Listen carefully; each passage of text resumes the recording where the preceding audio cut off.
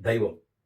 దైవ కృప మనకెలా వస్తుంది అంటే గనక, దైవాన్ని స్మరించాలి, కీర్తించాలి, శ్రవణం అంటే వినాలి, పాద సేవనం చేయాలి, అర్చనం మీకు తెలుసనుకుంటా అర్చనం, వందనం, దాస్యం, సఖ్యం, ఆత్మనివేదనం.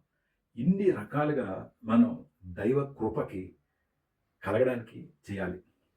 శ్రవణం చేస్తాం, కీర్తనం చేస్తాం, స్మరణం చేస్తాం, పదసేవనం చేస్తాం, ఆత్మనివేదనం చేస్తాం, దాస్యం చేస్తాం. ఇన్ని చేసినా కూడా కలగని ఫలితం ఒక్క పిక్కతో అయిపోతుంది.